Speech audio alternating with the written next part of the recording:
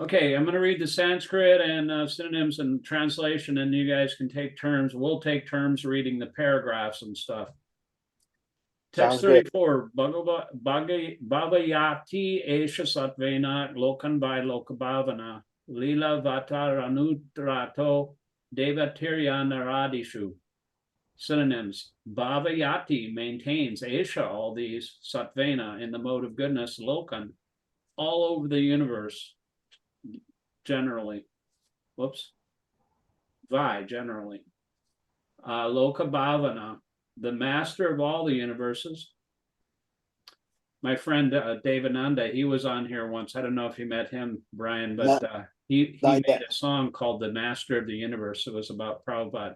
It's one of the best songs he ever wrote. It's such a beautiful song. Gorgeous. Oh, cool. I have to listen to it. It was his. I'll send it to you.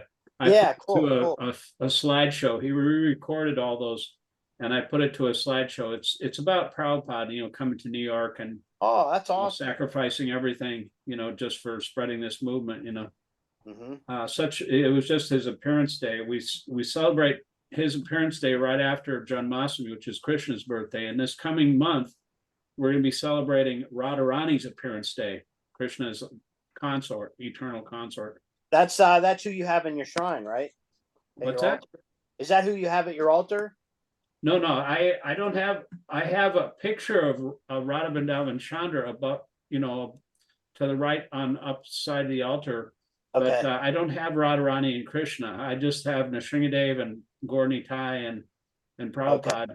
But Radha and Krishna, I don't think I'm qualified to worship Radha and Krishna. Even, you're supposed to even if neophyte devotees like me are worshiping Radha and Krishna, it's actually worshiping Radha Lakshmi Narayan, because that's a really high level of realization. In order to enter into those pastimes, you really have to be completely free from all kinds of, anarthas or bad influence, bad qualities. You have to have your heart purified completely in order to enter into those. So, Master of the Universe is Leela, pastimes, avatar, incarnation, Anurata, assuming the role, Deva, of the demigods, Tiryak, lower animals, Nara Adishu, in the midst of human beings. Translation: Thus, the Lord of the universes maintains all planets inhabited by demigods, men, and lower animals. Assuming the roles of incarnations, he performs pastimes to reclaim those in the mode of pure goodness. Brian, since you were first on, you can read the first paragraph. Sure. There are innumerable material universes, and in each and every universe, there are innumerable planets inhabited by different grades of living entities in different modes of nature. The Lord, Vishnu, incarnates himself in each and every one of them, and in each and every type of living society. He manifests his transcendental pastimes amongst them just to create the desire to go back to Godhead. The Lord does not change his original transcendental position, but he appears to be differently manifested according to the particular time, circumstances, and society. Okay, you can read the last paragraph of the chapter there, Melissa. Sometimes he incarnates himself or empowers a suitable living being to act for him, but in either case, the purpose is the same. The Lord wants the suffering living beings to go back home, back to Godhead. The happiness which the living beings are hankering for is not to be found within any corner of the innumerable universes and material planets. The eternal happiness which the living being wants is obtainable in the kingdom of God, but the forgetful living beings under the influence of the material modes have no information of the kingdom of God. The Lord therefore comes to propagate the message of the kingdom of God, either personally as an incarnation or through his bona fide representative as the good Son of God. Such incarnations or sons of God are not making propaganda for going back to Godhead only within the human society. Their work is also going on in all types of societies amongst demigods and those other than human beings. Yeah, Brian, this reminds me of what you're doing. Brian's writing a book based on the Plato analogy of the cave. Have you ever heard about that, Melissa? I think so. Yeah, Plato, he made an analogy of all the people that are, like, as Prabhupada says in this paragraph here, they're under the influence of material modes and have no information of the kingdom of God. And therefore, all these enlightened people have to come down into the cave and bring them back. Right? Yeah, that's interesting. Yeah, you got it. You nailed it. Yeah, so it's kind of interesting. You know, Prabhupada was really impressed with Plato, with Socrates especially. He said Socrates was self-realized. You know, I mean, they tried to kill him because he was going against the demigod worship. You know, and they actually, you know, said, well, how would you like your death sentence? Would you like to, you know, drink hemlock, or how would you like to be killed? He said, well, in order to, first, if you want to kill me, you got to catch me first, because I'm a spirit soul. I'm not the body.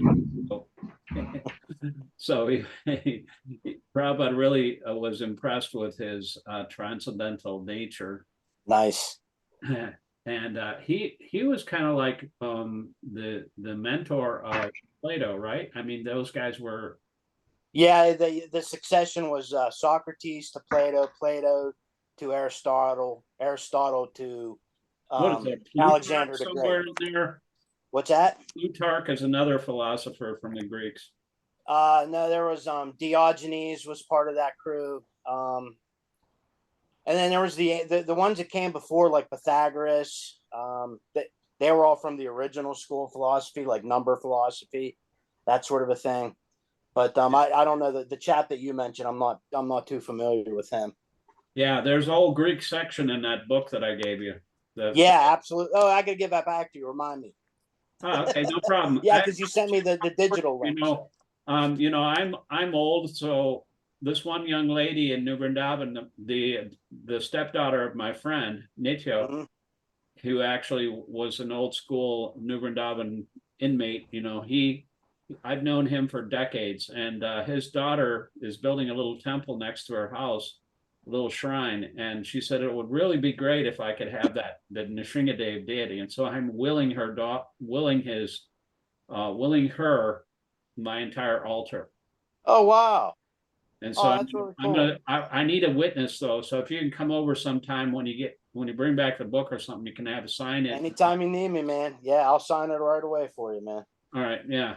That's awesome. You know, that's good because it stays in the family. That deity is my spiritual master's deity, and so it'll go back to the farm. It'll stay in the family, and oh, that's wonderful. Yeah, I'm pleased to do that because absolutely, you know, it's like, you know, it has to stay with devotees. Anyway, Kṛṣṇa is the source of all incarnation. This is like the list of all incarnations of Kṛṣṇa, including Buddha. You know, the Buddha is mentioned in here, and it was this book was spoken by and written down by somebody else, but by Vyasadeva. And Vyasadeva, he put this together like 5,000 years ago.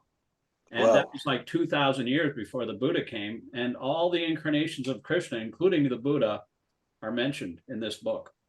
Wow. 2,000 years before he appeared. That's amazing. And the province he would be born in and his father's name. 2,000 years before. See, that's the accuracy of these scriptures.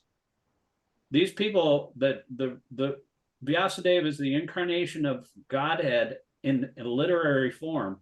And he put together all this literature, and it's exactly coming to pass. You know, after Buddha, you know, then the last incarnation in this age, another 427,000 years, is Kalki, and he's just going to annihilate all the miscreants. You know, he's going to beat the pollution out of all these demonic beings. That's what it says in that canon. Nice. It's one of the spiritual masters that he said that Kalki comes to beat the pollution out of the. He'll be beaten for a while. Yeah, well, you know, he comes riding on a horse. It's pretty exciting, you know, like this one guy, this just one supreme personality he comes to annihilate the miscreants, and reestablish religious principles. And then after he kills everybody, all these demons, then another golden age starts. Oh, wow. Okay. Yeah, and that'll last for like 1 million or 2 years. Wow. So anyway, it'll show all this, and it'll tell about all these incarnations in chapter 3. That if somebody says, there's so many bogus swamis that come from India and say, I am God, I am Kṛṣṇa. Mm-hmm. If you give me $600, I'll make you God within 6 months. How much money do you have? $600. Okay, for $600, I'll give you one. And so he said, I am God. I am moving the sun. I am moving the moon. And then he has a toothache, so he's got to run to the dentist. They're bogus. Prabhupada, once he confronted a young man. He's a crazy young guy in India. He was at a Pandal program with thousands of people. And the kid started yelling. He said, I am God. And Prabhupada said, you are not God. You are dog. Not G-O-D, D-O-G. He was pretty forceful. Yeah, it sounds it.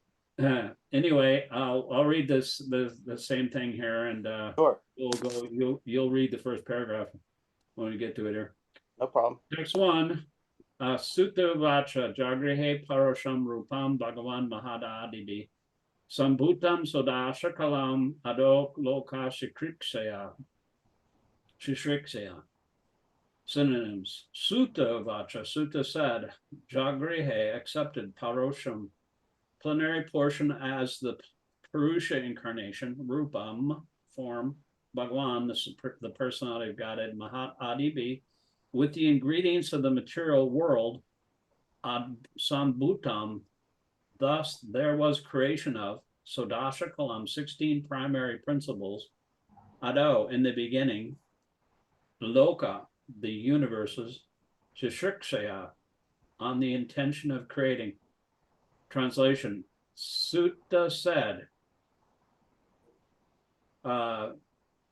in the beginning of the creation, the Lord first manifested himself in the universal form of the Purusha incarnation and manifested all the ingredients for the material creation. And thus, at first, there was the creation of the 16 principles of material action. This was for the purpose of creating the material universe. Now, did you read, Melissa? I'll read one more time. Okay, I don't know. I can't remember. I really have to get going soon. I'm sorry. What? No, you go ahead and read this paragraph, and then there's a lot of Sanskrit in here. And Brian can read the next one. The Bhagavad Gita states that the personality of Godhead, Sri Krishna, maintains these material universes by extending his planetary expansions. So this Purusa from form is the confirmation of the same principle. The original personality of Godhead, Vasudeva, or Lord Krishna, who is famous as the son of King Vasudeva or King Nanda, is full with all opulences, all potencies, all fame, all beauty, all knowledge, and all renunciation. All part of his opulence is manifested as impersonal Brahman, and a part of his opulence is manifested as Paramatma. This Purusa feature of the same personality of Godhead Sri Krishna is the original Paramatma manifestation of the Lord.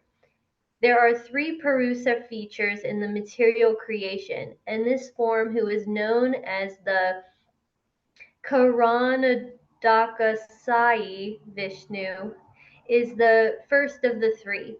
The others are known as Garbhodakasai Vishnu and Kshirodakasai Vishnu, which we shall know one after another. The innumerable universes are generated from the skin holes of his Kṛṣṇa Vishnu, and in each one of the universes, the Lord enters as Garbhodakasai Vishnu. Yeah, when Vishnu breathes out, all of the universes go through the pores of his skin. And when he Oh, breathes wow. in, the universes are destroyed and they all merge into his body through the pores of his skin again. And that Vishnu is just a portion of a plenary portion of Kṛṣṇa. Phew. I mean, Well, thank you for reading that paragraph, Melissa, so I didn't have to. That was a rough one. yeah.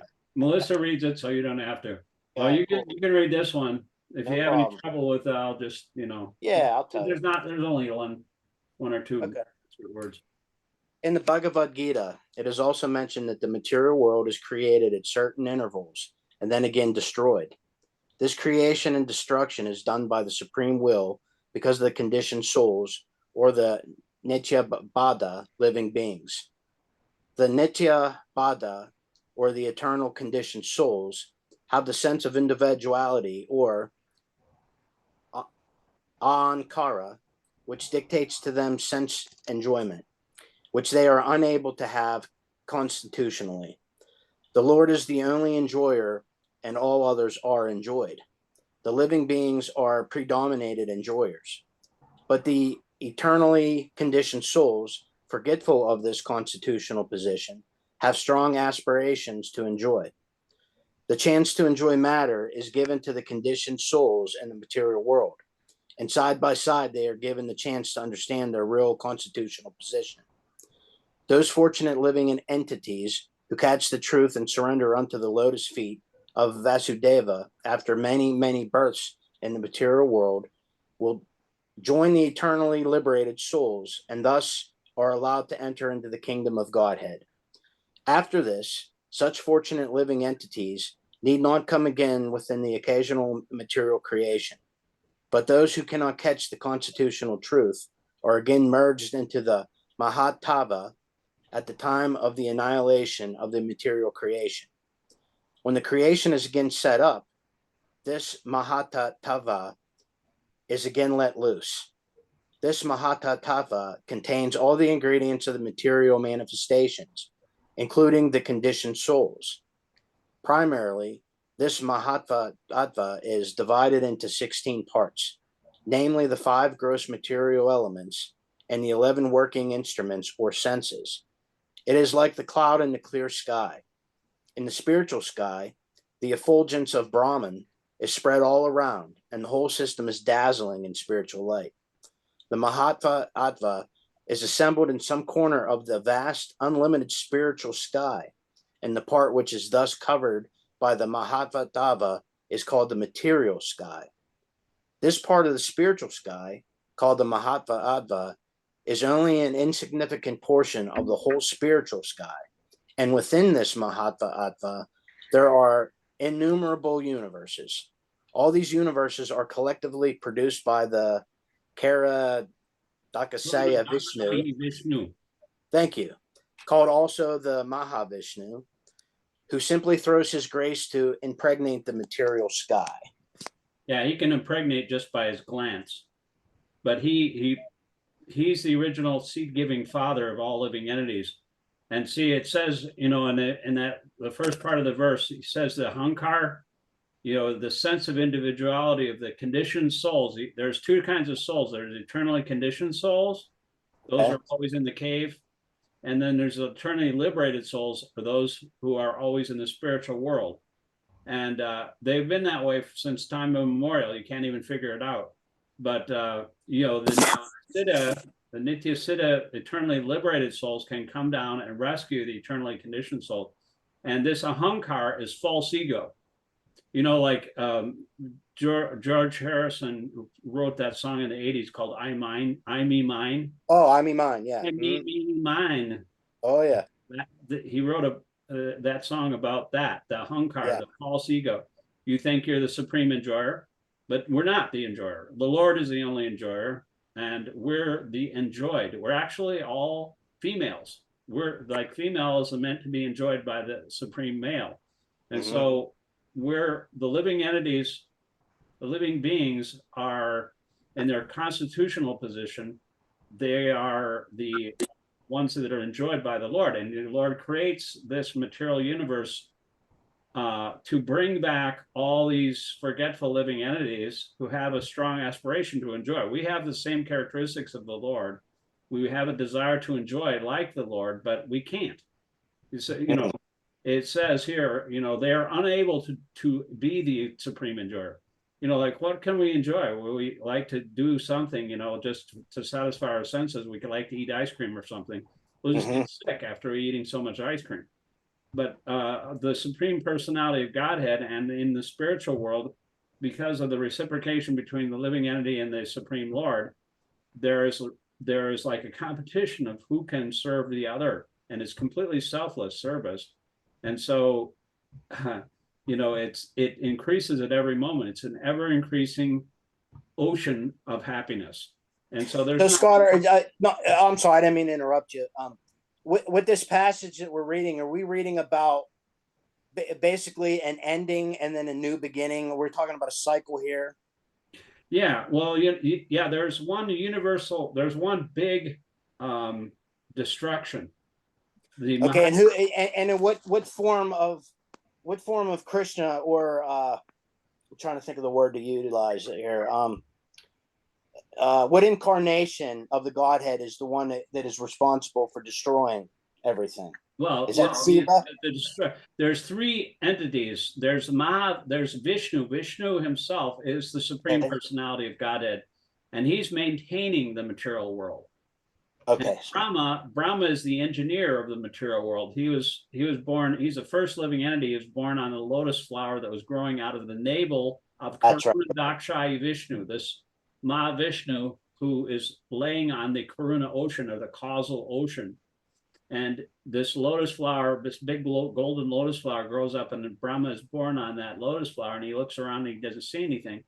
And so he thinks, well, I'm pretty smart. I'm going to find out where I came from. And so he goes back down into the lotus stem, and he tries to find out where he came from, but he can't, because nobody can understand unless you do some, deductive knowledge. You can't by your own senses or understand the unlimited spiritual world.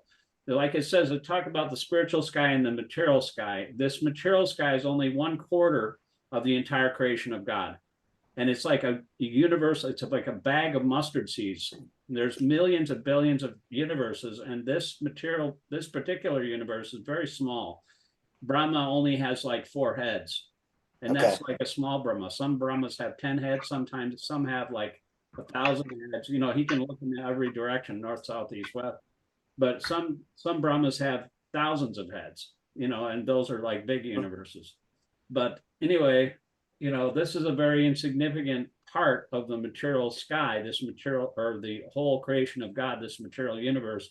And so, like he says, it's a cloud in the sky. That's a great analogy. It's like the spiritual sky is unlimited, and most of the living entities there have eternal bodies full of knowledge and bliss. And here we are stuck in this material world. My mentor, Dave Marita Swami, I used to drive him around. And he used to say, if you wake up in the morning, you see a material body in the mirror, you made a mistake. Take care. Yeah. Do you have to go, Melissa? Yeah, she took off. Yeah. Okay. Yeah, she has the doctor's appointment. Yeah, no problem. So anyway, yeah, so I'll go on to the next verse. We can read that. We got about 10 minutes left, probably. No problem. Yeah, something like that. Text 2. Yasyam basi sanyasya yoga nidram vitanvata nabhi hridam bujad asid brahma vishva srijam tati. Synonyms. Yasya, who's ampasi, in the water, sanyasya, lying down, yoga nidram, sleeping in meditation, vitanvata, ministering, nabhi, navel, prada, out of the lake, ambujat, from the lotus, asit, was manifested, Brahma, the grandfather of the living beings, Vishva, the universe, Srijam, the engineers, Pati, master. Translation. A part of the Purusha lies down within the water of the universe. From the navel lake of his body sprouts a lotus stem, and from the lotus flower atop this stem, Brahma, the master of all engineers in the universe, becomes manifest. it's really, it's got 10 minutes left here. No problem. It's amazing because they have this one temple, I think in India somewhere, there's this huge murti or deity of lying down Vishnu is made of solid gold. Oh, wow. 14 feet long. There's like Ooh. millions of dollars worth of jewels and gold in that temple. It's like one of the biggest, temples in India. Is the most opulent, and it has Brahma growing out on a golden lotus, out of his navel, and he's Brahma sitting on the top of the navel of the lotus navel, growing out of his navel. So it's like, Cool. you can look it up. Yeah, that's awesome. Pretty amazing. It's amazing, and Murti. But that's a pretty common thing. That's Kṛṣṇa Dakshai Vishnu. He's just a plenary portion of a portion of Vishnu, of Kṛṣṇa. Gotcha. So you can read the first, the first and the second. Now these words are Kṛṣṇa Dakshai Vishnu and Garbhodakshai Vishnu. Just okay. And you can read the first and second sentence paragraph. Sure. The first Purusha is the Kṛṣṇa Vishnu. From his skin holes, innumerable universes have sprung up. In each and every universe, the Purusha enters as the Garbhodakshaya Vishnu. He is lying within the half of the universe, which is full with the water of his body. And from the navel of Garbhodakshaya Vishnu has sprung the stem of the lotus flower, the birthplace of Brahma, who is the father of all living beings and the master of all the demigod engineers engaged in the perfect design and working of the universal order. Within the stem of the lotus, there are 14 divisions of planetary systems, and the earthly planets are situated in the middle. Upwards, there are other, better planetary systems, and the topmost system is called Brahmaloka or Śrīmad-Bhāgavatam. Downwards from the earthly planetary system, there are 7 lower planetary systems inhabited by the Asuras and similar other materialistic living beings. From Garbhodakshaya Vishnu, there is expansion of the Kṛṣṇa Vishnu, who is the collective Paramatma of all living beings. He is called Hari, and from him all incarnations within the universe are expanded. So Hari from Hari Kṛṣṇa then. Yeah, Hari is another name of Kṛṣṇa. Oh.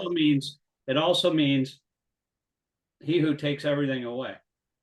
Oh, wow. He has 10 hands, and if he wants to take something from you, how much can you hold? And if he wants to give you something, how much can you get? So that's another name of Kṛṣṇa. And Hare is actually evocative of Krishna's consort, Radharani. That is the energy of Kṛṣṇa. Hare, Hare, is a calling on the energy, like the mother and the father, like, oh mother of Hare, and oh supreme Kṛṣṇa, please, they're calling out like a child calls for its mother when you chant those names.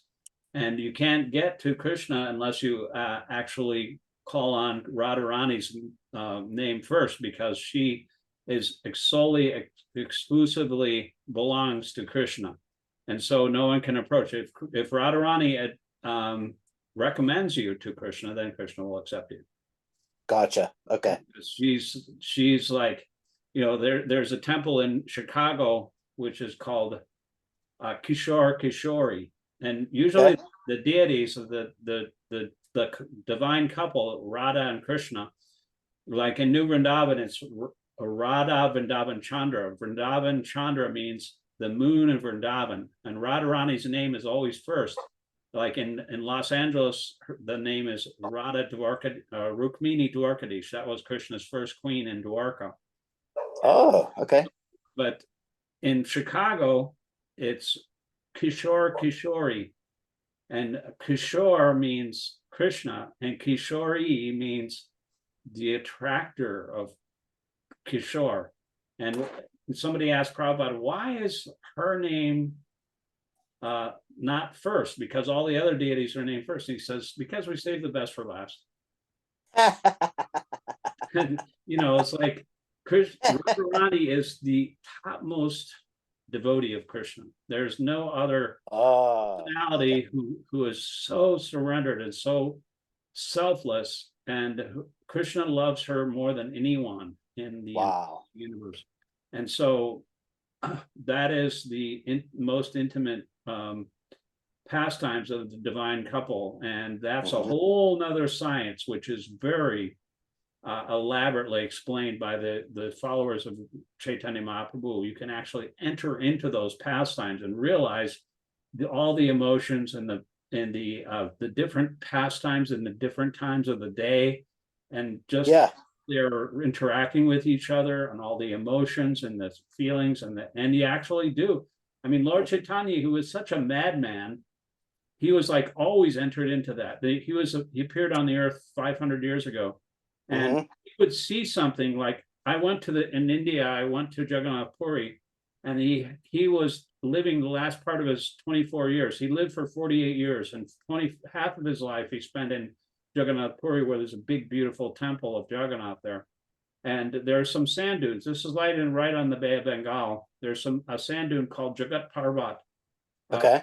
And he mistook that hill for Govardhan, because Govardhan Hill is where Krishna lifted the hill with the little finger of his left hand when he was 7 years old, to protect the inhabitants of Vrindavan from the torrential downpour, because Krishna wanted to, curb the pride of Indra. They stopped the Indra's sacrifice, and he said, just worship Govardhan Hill. And Indra was pissed, and so he sent these destruction to inundate the entire village of Vrindavan. But Krishna just lifted up, just like a child picks up a mushroom, and he held this huge mountain with the tip of his finger, left hand, for 7 days straight, until the rain stopped. Wow. And that's obviously, but still, the thing is that the people there in Vrindavan, they didn't really even after that, they didn't understand that Krishna was God. Wow. And you can't really have, if they understood that Krishna was God, then there wouldn't be that intimate relationship. Everybody in Vrindavan, even the cows and the plants and the trees and everything, they just loved Krishna. They didn't care. It was, one time Mother Yashoda, Krishna's friends they accused him of eating dirt. Yeah. And Krishna said, I haven't eaten dirt. My friends are lying. Like children do, they everything, deny. But, and so, Mother Yashoda was concerned. And so she said, well, if you haven't eaten dirt, just open your mouth and show me, and then we'll see. And so he opened his mouth, and then all of the universes and all the material and spiritual nature and all the living entities and Mother Yashoda and Krishna on her lap appeared within his mouth. Wow. She saw that, and she said, she was like dumbstruck. She couldn't figure it out. She said, what am I seeing here? Am I crazy? No. Is this some kind of like magic trick? He said, no. So anyway, she just said to herself, well, whatever it is, just let me offer obeisances to the Supreme, and because Krishna is my son, and I want him to suck my breast.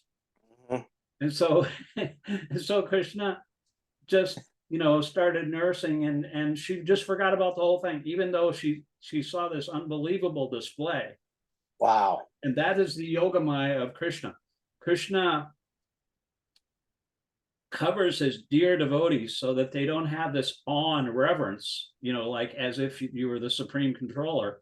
Oh, okay. The best friend, the best lover, the best son of his parents, all these different relationships that we have in this material world. Krishna is the epitome of those in the perfect form.